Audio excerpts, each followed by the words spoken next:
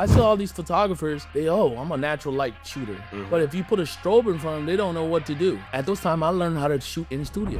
Everybody literally is a photographer. Even when you're talking about this podcast, people ask me why we created this podcast. It's brand building. When I first started, I just wanted to shoot. I remember me and my friend, we used to drive to Tampa to go shoot with them. Before you leave your job, you gotta have a plan. You gotta have enough to pay between 3 to 6 months of rent. Make sure you get your LLC. It can be an emotional decision. You gotta be a strategic decision.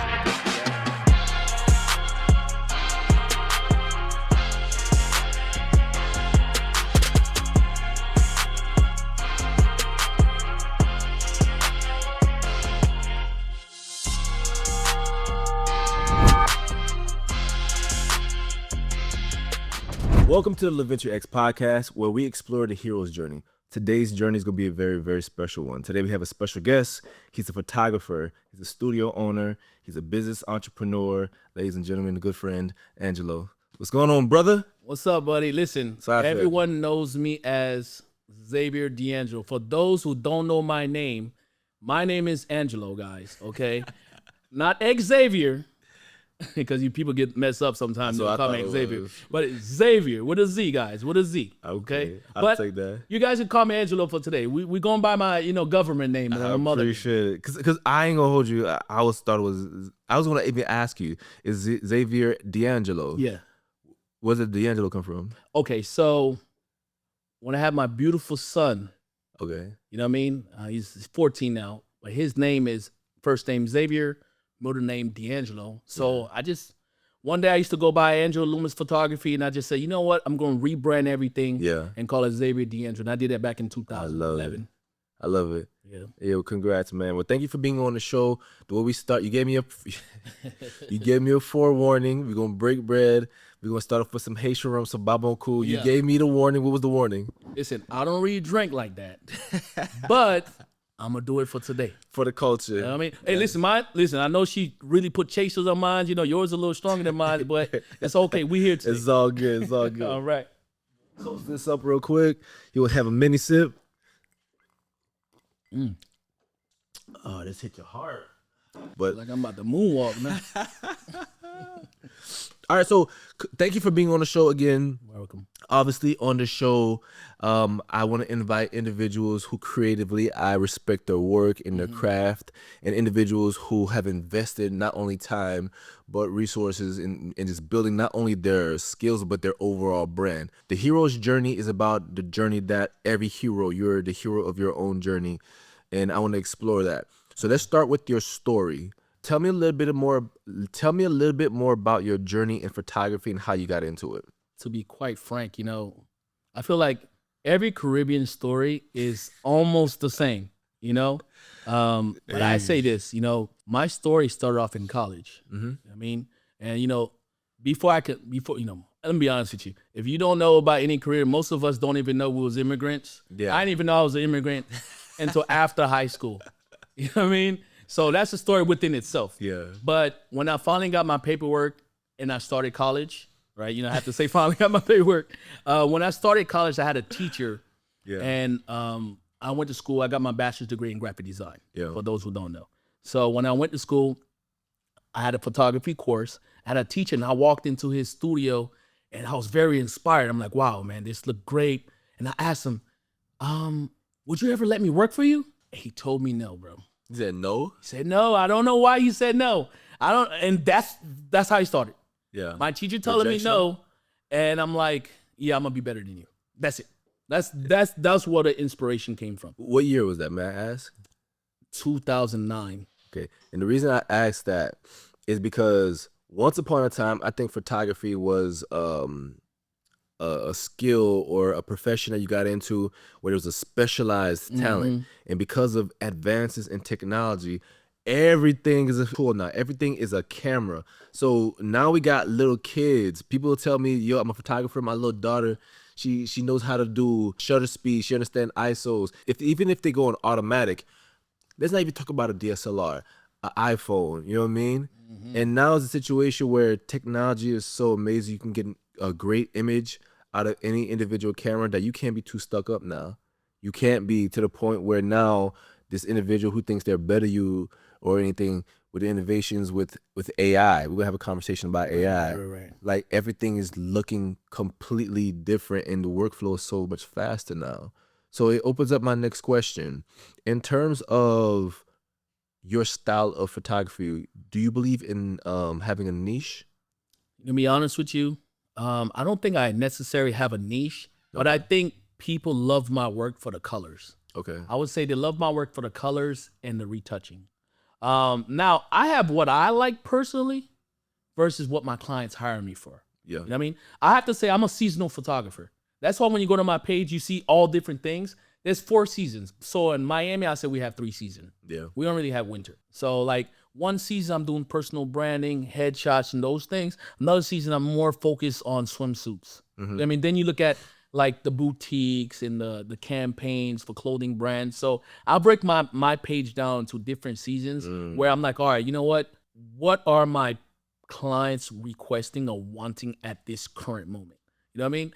And like I said, I think there's a time where things slow down for everybody. And for me, I take my time in planning ahead. Because, you know, after doing it for a while, you start realizing, okay, well, campaign season is over. Swimsuit season is over, okay? What are people going for? So you get these photographers, some photographers I've seen that swimsuit photographers, at some point, business is going to slow down for them. Yeah. So I started looking at it, all right, in a business aspect, how can I continue making revenue and thinking about for the future? So I had to give myself more options. Yeah. I mean, that's why if you notice, I broke my business down into 2 different companies. I was going to ask you about that. So I see you do, there's one page for beauty, solely beauty. Is that more commercial look? Yeah, so because I've been getting a lot of beauty campaigns, so I had to put a page where all that content is in one place where the clients can see it. Okay. I have another page called Blue Frame Studio. Blue Frame Studio, I'm more so pushing for personal branding, real estate, and companies that falls into place like that. And Zavier De'Angelo, I'm like the package of every single thing, all that. You said that you split your page into beauty because it was more... Because I get hair campaigns, sometimes I get hair campaigns, and I get like makeup brands will contact me. And I'm like, you know what, when you go to my social media, I want consistency. Yeah. So I wanted to have that page to just, okay, this is what I have. Because people don't want to go on your website no more. Yeah. I don't know, man. What's your IG? Yeah, what's your IG? So I have a page for everything. And you know what? I was looking at a lot of other brands. The thing is, photographers, we have to look at this. Don't look at photography in a sense of, oh, we just take pictures. It's a business at the end of the day. You know what? And I had to ask myself, all right, what do realtors do? You know what I mean? What do corporate companies do? Like, I had to ask myself, what is my McDonald's dollar menu? Yeah. You know what I mean? We got to look at it and says McDonald's make all their money off the dollar menu. At the end of the day, no matter how you see it, the dollar menu in real estate. We know real estate first because, you know, if you watch like the McDonald's movie, they had a movie on it. They end up buying all the real estate. Yeah. But at the end of the day, it's their dollar menu that brings them the money. You know what I mean? So I had to ask myself, what is my dollar menu? And I have to make myself a competitor to myself. Yeah. You know what I mean? So I have to give myself other businesses that bring you back to myself. You know what I mean? So I started looking at things like that. And 100%, I would ditto to everything you said, because ultimately we're not just photographers anymore, because everybody literally is a photographer. So even when you talk about this podcast, people asking why we created this podcast, is putting a face to the individual, right? It's brand building. And I think that's so important. We're all individual brands. Even my wife, she's a full-time creator. And I tell her now, you're not a model. You are a brand. You have representation. You have a company that represents you. You are a brand. So it's not a situation where you can only go into one path. And I love the way that you put multiple layers on it, because I remember when TikTok went down for, how long was it? Like a day? TikTok went down for a day, and people who relied solely on TikTok, they started panicking. Yeah. They started asking themselves, well, what if it just goes away? What other platforms are you using? What other streams of income do you have? It's a business, it's a brand, and you want to make sure that everything isn't tied into one single thing, but more importantly, you have different, in your case, different seasons where this is not popping, I can switch over to swim right now.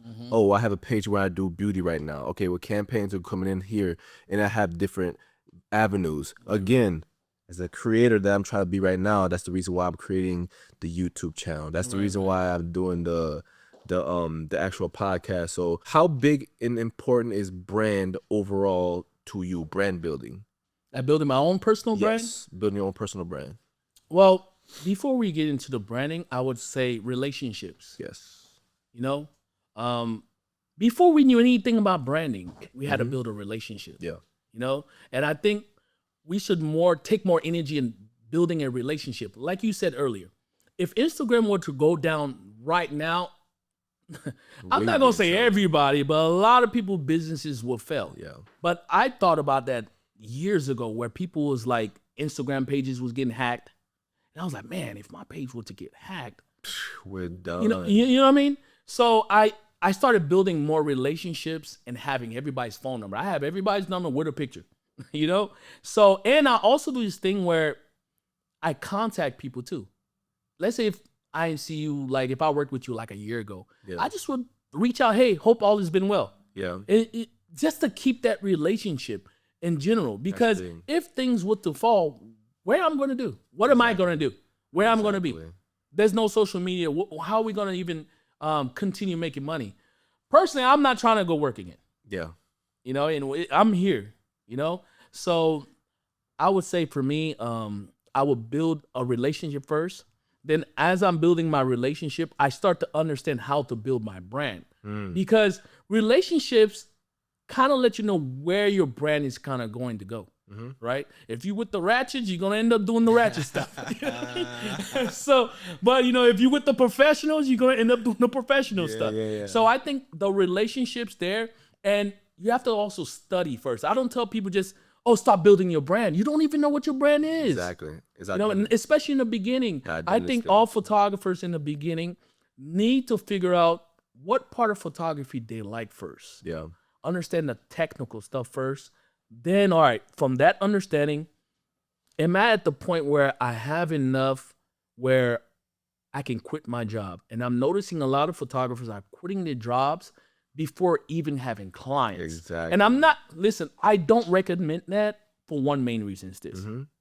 Before I quit my job, before I personally quit my job, I started making more money than I was making at the job. Yeah. You know what I mean? Before, you know what I mean? Like basically, I used to get paid. I'm gonna throw a number. I used to make like $800 every Friday or something like that, and that's good money back in those times. Then I'm like, man, I just did one photo shoot and I made like $400. Oh man, I did twice. I'm at 800. Exactly. Then now you're like, wow, I'm like $1,200. You know what I mean? So now I'm like, okay, I think it's that time where if I go full time, I think it opens up more room for me to have more income coming in. I agree 100%. And I wanted to actually jump into that because a lot of the listeners right now are probably on that edge. There's a lot of people saying, okay, I like photography. I don't like my job.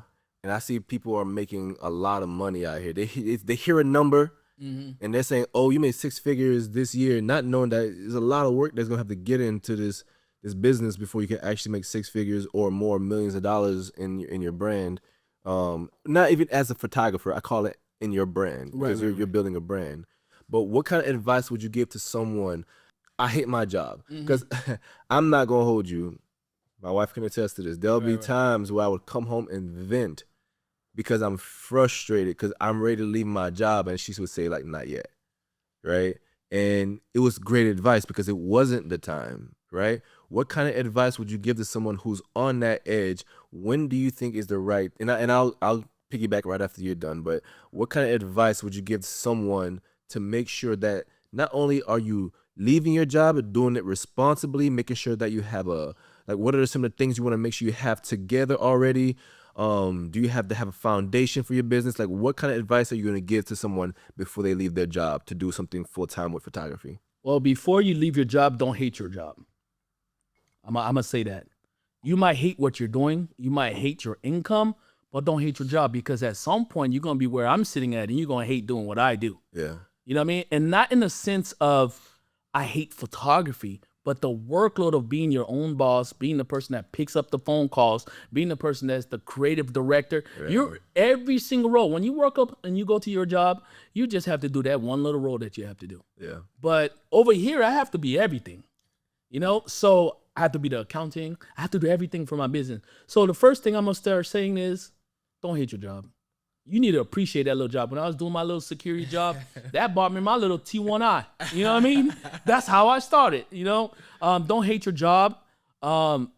You probably hate working for someone over the job. You probably hate the income that you're making. Yeah. I would say this: understand the business first. Learn how to leverage your credit. Yeah.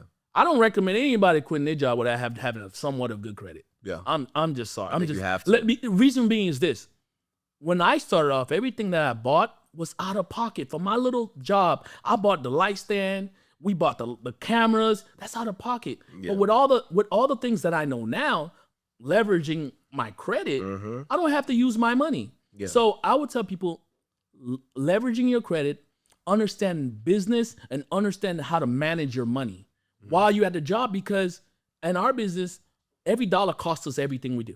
From gas, equipment, from point A to point B. Guess what? When you charge a client, you didn't charge them for that parking fee they're going to charge you. You didn't charge them for the sun pass that you got to pay. You know what I mean? And me personally, I'm going to pay whatever it costs for me the most convenient to not be late.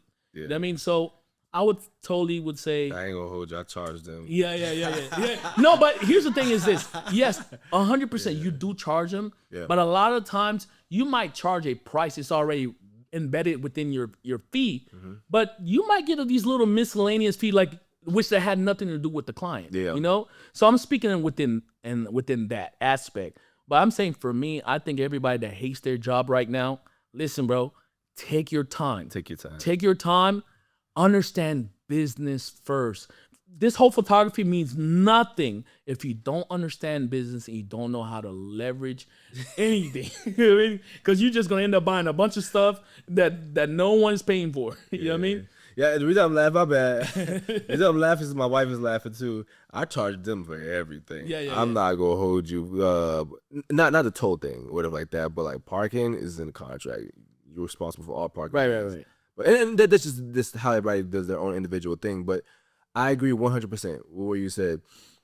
In terms of before you leave your job, you gotta have a plan. You gotta be smart, right? I don't know how many. Like, what would you recommend? I usually say have enough to pay between 3 to 6 months of rent and whatever you have to do to make sure that you're not struggling once you leave your job. Obviously, make sure you get your LLC or S corp, whatever you decide that you want to go ahead and get. All these things can be done in the meantime. Sometimes, like, I used to leave work frustrated. I'm like, we're gonna do it right now. It can be an emotional decision. You got to be a strategic decision. If there's strategy associated with how you're gonna leave your job and do it, it's gonna be easy transition. Where now I'm not leaving my job where my boss hates my guts because I did a show and just quit in front of everybody. Right. Now I did the correct way. I give them out with 2 weeks notice, and now I didn't break a relationship because I did it the correct way. Don't be emotional. And a lot of times we get emotional. We hate this, and we hear that this person did this. This person did the work. This other photographer, they did the work, and they set up their foundation so they can make a certain amount of money. And you got to do the work as well. 100%. So I agree. I would have to say, as far as the LLC, listen, guys, don't go get an LLC until you start getting real clients. Yeah. Like clients where they're going to send you the forms and they need you to fill out the forms, and then you can say, okay, well, pay my LLC. But if you're just getting like little small clients from here and there, don't start that LLC until you're like, okay, now it's getting serious. I'm about to book a campaign, or I'm getting to the point where you feel like you're going to book a campaign. That's when I would start the LLC part. Great information. We're talking a lot about the business part, which is incredibly important. Right. But let's talk about the actual shooting part. Right. Are you an individual that prefers to shoot solo, or you enjoy having a team? I think for me, I'm more like I have a team when needed. Okay. But I always have my assistant with me. I'm never really by myself at this point. I always have my assistant with me. I need his help. I mean, I can't carry everything. I can't set up all the lighting. Don't get me wrong, like I've done it by myself for so long, but now I cannot do it without my assistant. Yeah, 100%. Shout out to my assistant over here. You need them, man. You need your assistant, man, because without them, they're like the backbone of your business. I love it. My assistant, Sabine, my wife, she works for free. So wait. And she worked for free, you know what I mean? But I agree. I agree 100%. I used to be a lone shooter.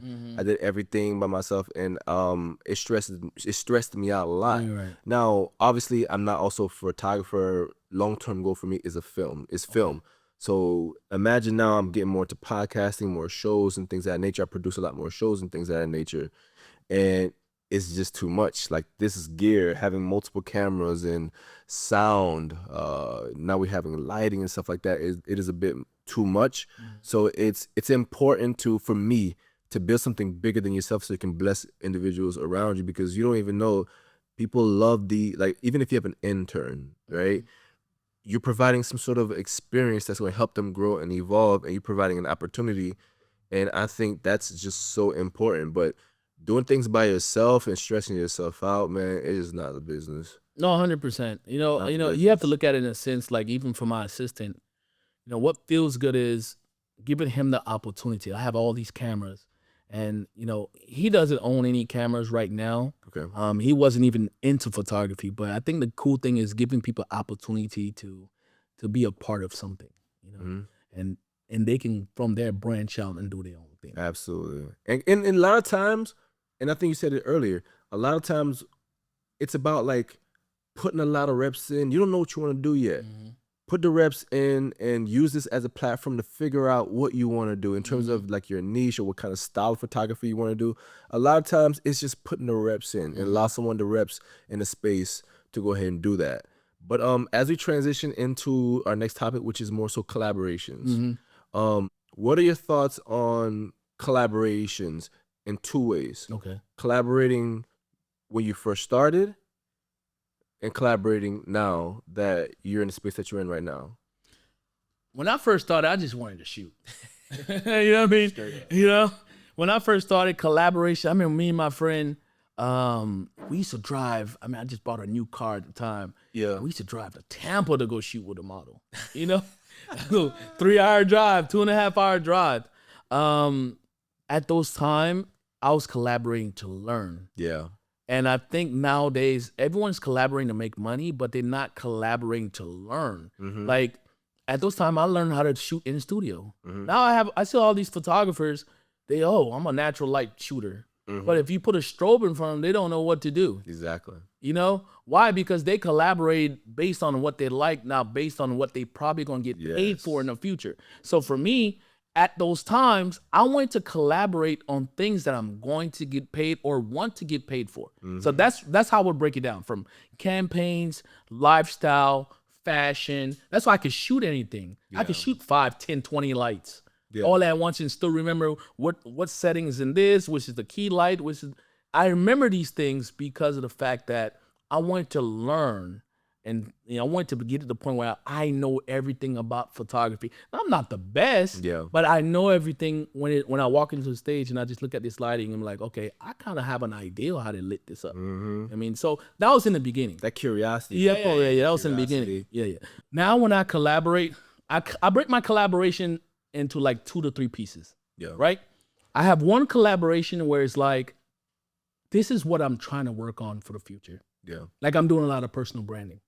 Well, the thing is, it's not that I don't get booked for personal branding. I can't use the content. Yeah.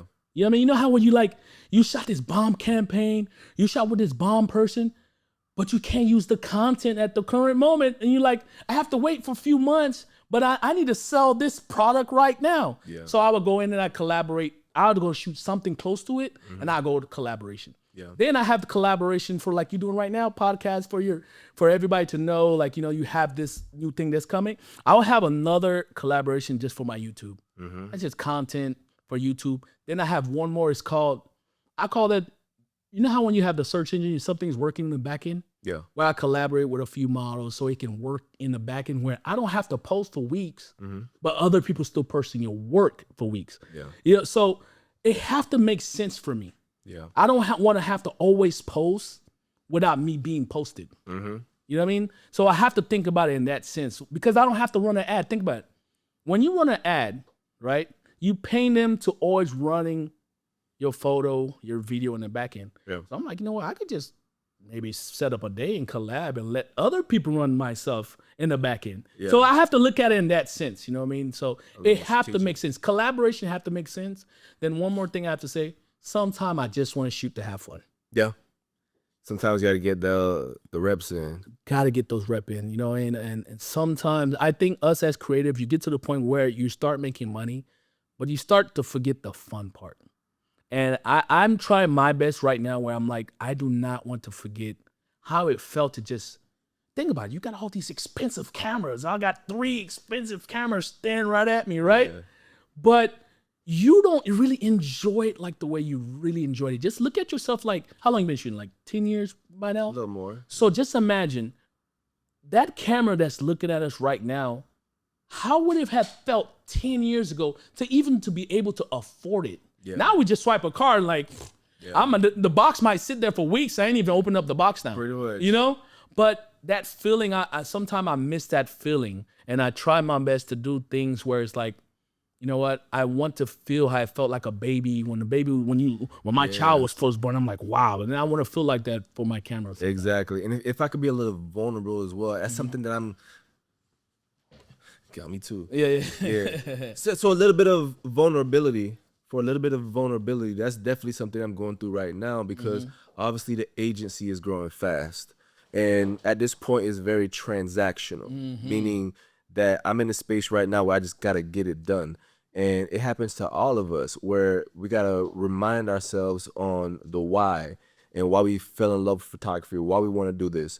So especially because I'm more in the film industry, that's when spec projects come together. And spec projects, obviously those film production as a whole is more of a multi-crew kind of person. You have your gaffers, your DPs, your first ACs, you have a bunch of different elements, and that's when collaborations, at least in the film, become very, very fun because spec project, the goal is to create advertisements that can get you hired for the things that you can practice on the things you want to get hired for. I want to shoot a Nike commercial. I want to shoot a New Balance commercial. I can shoot. Those are some of the things that I did. I shot recently a Gymshark commercial with a couple guys. But getting those reps in and not making it just transactional, I agree, it's very important. It reminds you of your why and why you're doing everything. And before you know it, now you're not doing that copy and paste work right now. You're pushing your limits now. And I'll also ditto what you said earlier, the importance of your craft. For example, I remember the first time I was shooting, I started off with natural light, more swim and things of that nature. And then I slowly got into studio photography. I remember the first time I had to go shoot an event and was lost because now I'm shooting with a speed light now. Now I'm bouncing light. Now I'm going from sunny to this, to that, to that, to that, different elements. Right. Wedding photographers in the chat, chime in. Because wedding photographers, obviously I got into wedding photography and everything, is different than being in a studio where you have a controlled setting every single time. I recently shot the Dwayne Wade event for a statue ceremony thing, and it was so much in and out. It was outside, and then we had the black tie event, and now you gotta shoot with an open space, no ceiling where you can reflect your light. Now we're in a condensed space. Now we're in this. You got to get those reps in. I would be lost.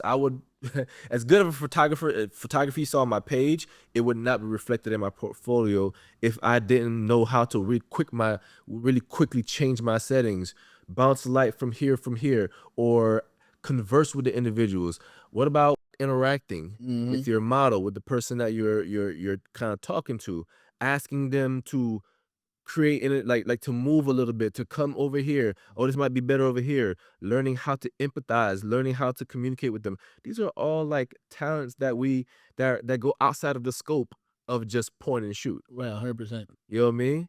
So, was there ever a situation where you felt as if you weren't prepared for a shoot? Recently or No. Everything is like when you were in the process of learning and stuff like that. Did you ever have a come to Jesus moment? You know, I'll have to say weddings. Yeah. Weddings and events. Yeah. Because reason why I say matter of fact, probably like weddings, events, campaigns. The reason why campaign. He said recently. I'm a pro now. No. I don't make no mistakes now. I have to think about it when he said, when I'm like trying to think about, did I have any problems recently? No. You know what? Sometimes, if we were to use the word recently, even though we keep backup cameras, I would say sometimes we're not prepared for something to might break. Yeah. That's the only thing I can say. Like, I mean, I haven't had that happen to me recently, but just in general, where you're like, oh my God, I forgot a battery. Like, I mean, I bring 1,000 of those, but just in general, you just kind of like think about, man, what might happen? And you can't, one little plug can destroy a whole shoot. Literally. You know what I mean? But I would say back in those times, I would say weddings. Yeah, missing memory card. It's just lighting, you know, like it's so fast paced. You're coming from inside to outside. You know what I mean? I would say those are the things that for me where I was not prepared, but now I'm more mentally prepared. You know what I mean? We can be mentally prepared in a sense where, all right, if this were to happen, how do I react to it quick? Yeah. Versus back in those times, you kind of freeze, you know? So I would say in those times, weddings, events. Understand. And to kind of jump, I guess that falls into the category of experience and planning and stuff like that. So that opens up the very next conversation. Let's talk about planning a little bit. Are you a big pre-production guy, or do you think you have enough reps to the point now it's just autopilot? It all depends on what we're shooting. Okay. Let's say for the campaigns, you have to be ready for that. Yeah. Because even though they have a creative director, you kind of want to go over what is, because a lot of times they'll come up with a campaign, and a lot of stuff is not realistic. Yeah. You know, it's really not realistic, and it doesn't actually fit into the budget. Yeah. You can end up saving them a lot of money. Like, you know, that's a little Photoshop. We can kind of make that happen. You know, I'm one of those people where I talk to the creative director or the clients and look at it like, hey, you know what? I think this is a great idea, but you don't necessarily need this. You know, but most photo shoots itself, I would say, once you kind of show me like 2 pictures, I can kind of recreate it. Yeah. You know what I mean? Like maybe I talked to them a day before or 2 days before, but only campaigns I would say I need all the extra time for us to understand where we at. But a normal photo shoot, personal branding, and all we need is be able to go through everything. What are you looking for, and what is the end result? Like you said, I put in enough reps where it just kind of, I can draw everything out of my brain already. Like I already know how the edit gonna look before we even. You know, sometimes when the client would like, oh my God, I don't like the way you, but I'm like, I shot it like that because I already know your issue. But I kind of already know how I was going to edit it already. You know what I mean? So for me, just looking at an image at this point is like, all right, you see how you sitting right here? In my head, I'm like, okay, I'm going to take the doorknob out. I'm going to take, so I can kind of already plan ahead in my head, okay, this is how the finished product. You kind of shoot where you know how the finished product already. No matter how many photos you look at, no matter how many times you look at Pinterest, if you have to look at the idea and have a finished product already in your mind. So I agree with that 100%. That's why sometimes I used to hate taking photos and showing the client. Sometimes my wife, I'm joking, throwing a little bit of shots. Because again, I know how much I can adjust this. Correct. If I saw something in the shot, I'm just gonna take it, let's move on. There's no need to redo it. I see what's on the camera, and I know how I can adjust that. Even if I shoot a little darker, whether I want to retrieve some shadows or do this, do that, I know I've shot raw already, and I know I can retrieve all those things in post. If it's blown out a little bit, obviously there's limitations to it, but like you see what's available in that image, and you already plan in your brain as a retoucher, as an editor, I can fix that. It's not a big deal. 100%. You know what I mean? But you know, I can't say this, you know, for the people that's listening, if you're really good at retouching, don't rely 100% on your retouching as well. I can say that. I would say the best thing you want to do is being able to shoot and say, this image looked great right out of the camera. Yes. The lighting looks great right out of the camera. Makeup. You know what I mean? If everything looks good right out of the camera, now we're not talking about the model because, you know, skin plays a big part, especially if you're shooting people. But if you're looking at the image and you can say, all right, there's not too much shadows, and the lighting looks great, you're pretty much 90% there. It's really the 10% that really matters in photography. Do you highly, because me personally, I highly recommend people use a professional makeup artist. Mm-hmm. Do you think that really matters? Or Yo, shout out to all my makeup artists. You know, makeup artists just do matter, but the subject. And when it goes to campaigns, now we only speak in campaigns. Yeah. When it comes to campaign, the subject is what really matters. Yes. Who you shoot. If the girl have great skin, it makes it easy on everybody. The videographer, the makeup artist, the photographer. If the person have great skin, no acne, no bumps here and there, and they actually look like what they're supposed to look like in the photos, I think that helps out. But yes, without makeup artists and hairstylists, you know, we're kind of like, we're grits would be the word we use in my so it makes a big difference. It makes a huge difference, especially if you're talking about like certain things like highlights. And of course, is a situation 1000% where we're skilled enough to add certain things in post. But I'm a big fan of shoot it the way it's supposed to be looking in the final product. That's what we can enhance slightly. Much love to them as well. 100%. Much love to them as well. As we kind of close out the conversation a little bit, let's talk a little bit about gear. Okay. Let's talk about gear a little bit. What kind of system you use? Oh man, so what kind of system I'm not using would be the question, right? I'm a Canon guy. Okay. I just recently bought the FX. So I just recently started getting into Sony for videos. Only for videos. I'm not going to use Sony for pictures. I mean, videos as in I wanted to get more content for my YouTube, but I didn't want to use my Canon, try to switch over. I just bought 2 new cameras. Okay. But I am a Canon guy. I'm a Canon R5. That's my camera right there. Yeah. The Canon R5 is what I use. That's like my go-to everyday camera right now. I wanna actually jump on a quick topic real quick before we kind of continue, because you said Canon R5. For individuals who are serial camera updaters, whenever I don't know the term for it. Right. Those people who, when a new iPhone comes out, we get it immediately. I don't know what those people are called. But like, do you see yourself upgrading from your R5 to the R5 Mark II? No, because I can downgrade to a T1i and still get the same results. I only upgraded because of the fact that you gotta look at this. The iPhone from the first one to now, I can still make calls, right? That's the key point. Yeah. I cannot make calls. So for me, the only time I feel like I need to upgrade it if it starts to malfunction. Yeah. You know what I mean? But do you need to upgrade? No, I don't. I seen the Mark II came out. I didn't need it. Yeah. You know what I mean? Because I'm still going to get the same results. Now, when do you feel like you need to upgrade? When you're like, okay, I didn't have a mirrorless. Everyone's shooting mirrorless. And then when I tested out a mirrorless, I'm like, okay, this is a little more convenient. Yeah. I bought it for convenience. I didn't buy it because anything changed. Because realistically, okay, mine's shooting 48 megapixels, right? But at the end of the day, majority of the clients are scaling everything down for Instagram. You won't even tell the difference. Exactly. But once again, when you start falling into campaigns, you can see how sharp a photo is versus a photo that was shot with an older camera. You know what I mean? Something 5, 6 years old, I don't recommend shooting with those cameras because it's not as sharp as these new sensors, you know? It's not. So, yeah, for me, I don't think a person needs to upgrade every... I mean, if you got it like that, go ahead. I mean, if you want to waste money. By the way, no one's buying your old cameras, guys. They're not. No one's buying it. I don't buy used cameras. I got to buy a brand new one, okay? Yeah. You know what I mean? Maybe a lens. I will buy you a lens. I won't buy a used camera. No, not going to. Everything is upgrading. But I'm also a Canon R5 guy. And the reason why I asked you that question is because I'm going to actually, look out for it, guys. I'm going to actually post a video very soon about why I'm not upgrading to the R5 Mark II. And it also just comes into functionality.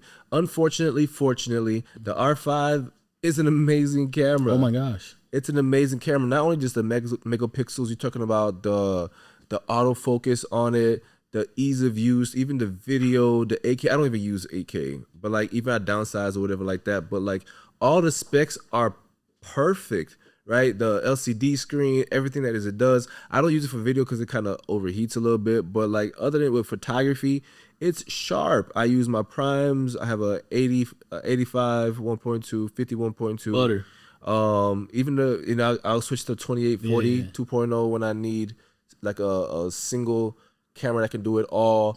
But like for the most part, man, I look at this picture and it's like, okay, there's nothing more I need to make this photo, like no new gear that I need, right? So obviously it depends on what because I looked at it. I looked at the R5 Mark II. They're switching over the on button to the other side where you can do video and photo in one click. Okay, whoop-de-doo. It's nothing. That's like, it's just in Canon. Sign me someday. I'm not trying to come at y'all boys. I would love a sponsorship at some point, but like, I think it just depends on what you need it for. Like, it's not a necessity to just upgrade, but I digress. But it's like, what were you gonna say? If they can, this is my. I just thought, because you said something about video. If they can just take the FX3 and just kind of merge it in with a R5, I don't care if it was 10 grand. Why you say the FX3? Because the FX3, like just the FX in general, whether it's a 3 or the 30, like the internal fan doesn't overheat too much. Yeah. And if they can just, because if you look at the R5C, terrible, by the way, I've used it.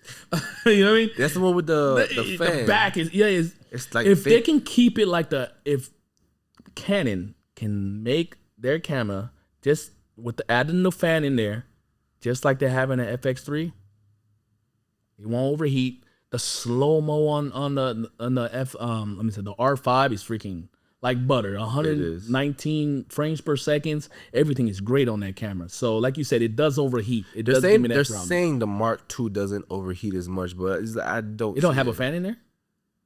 It's not like the C, which is like a C. Like you see the actual fan. Like a boot in the car. Bro. It does.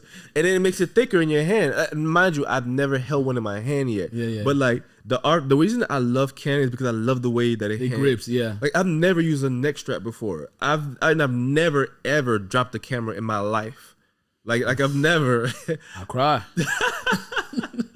But it because the shape is snug. I love the shape of the camera in my hand, especially if I'm doing photography or whatever like that. So I love the shape of it. You put that fan back there, I can only imagine. Now it's it's kind of weird. You know what I mean? I do miss before I got to the R5, I think I had the Mark IV. Man, I miss those cameras. That's a 5D. Yeah, 5D Mark IV. You can drop that a million times, man. It remind me of the old school Nokias, you know, where you can drop it and kind of like just put it together, and you ready to talk to somebody again. That's how good that camera was, man. If they would have made that mirrorless, I'd have been good. I would drop cameras. Those bodies would. I mean, I've never dropped one, but just those bodies were strong. It was made to last, you know.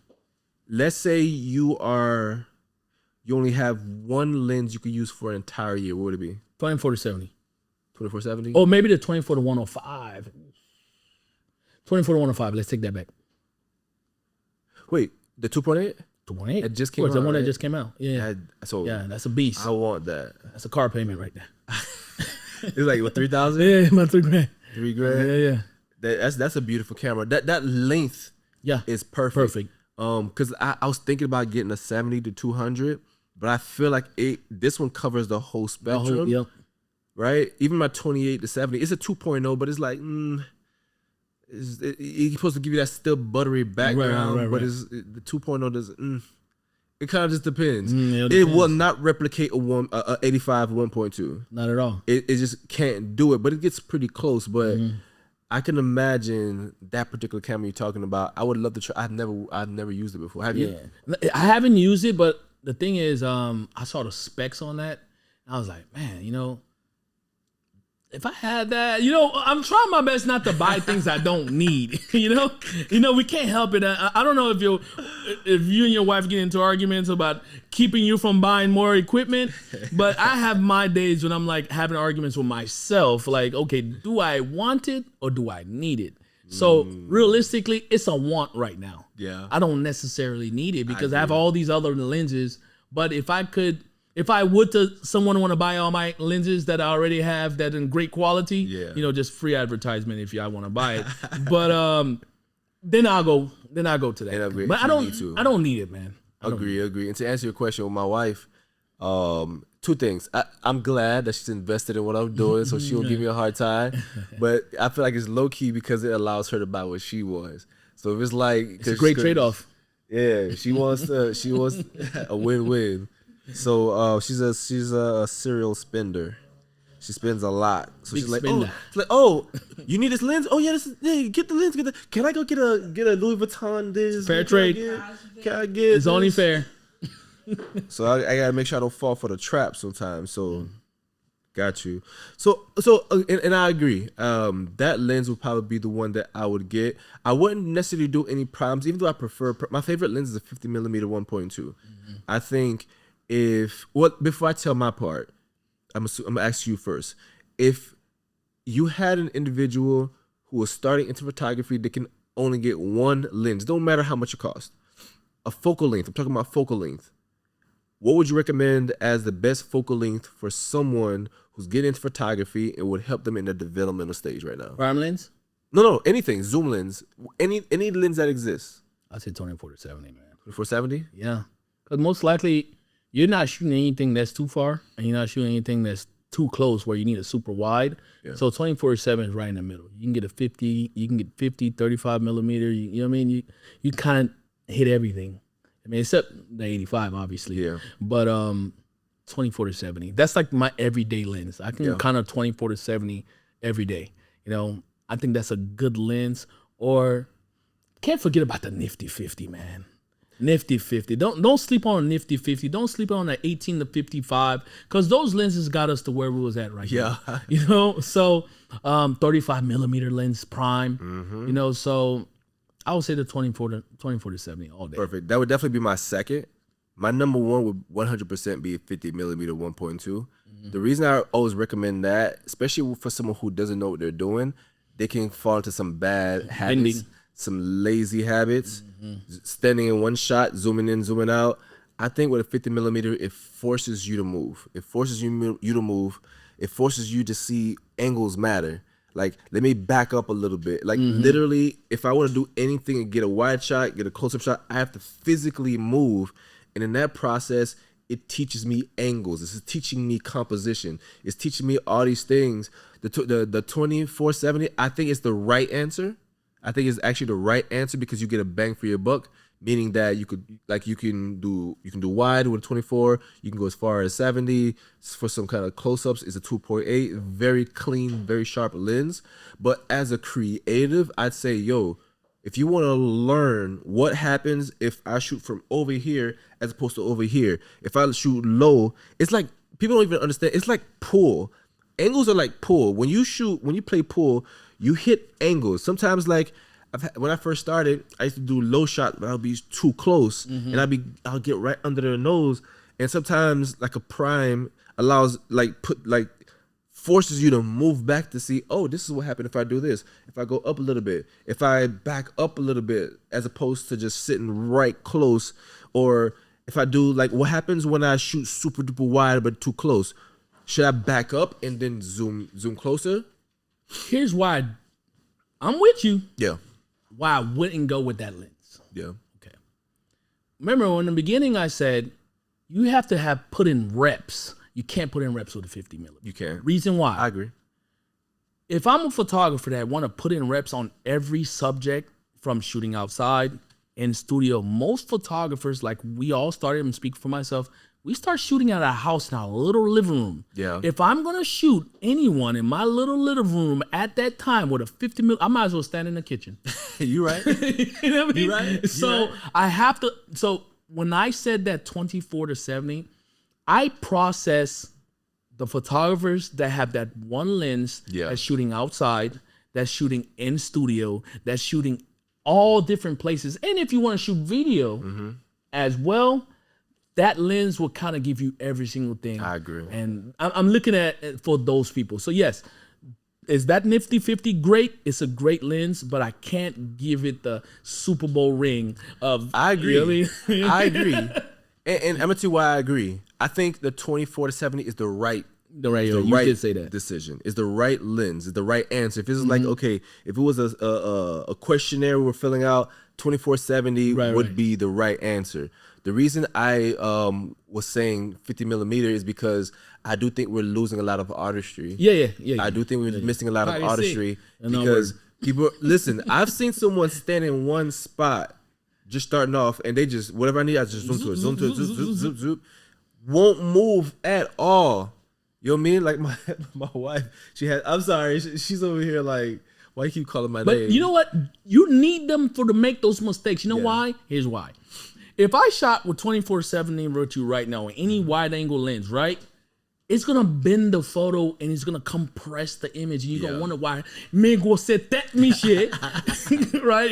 How big your head looks, and then your legs look very small. Yeah. But they need to go through that because I had that happen when I first started off. I had that happen when I was shooting for this magazine, and he used to let me shoot for his magazine. And I was shooting with like 18 to 55. But if you're shooting with an 18 millimeter and the person's like right here, the legs. You'll be the legs be this short. I'm just saying people kind of need to go through that in either or, whether you're at the 50, whether you're at the 24 to 70. Well, if I only have a 50, I go stand in the kitchen to get that shot. Yeah. But now if you get a group shot, I don't know what to tell you. You'll be in trouble. You know what I mean? Definitely. So, at the end of the day, we need, like you said, we need to put in our reps.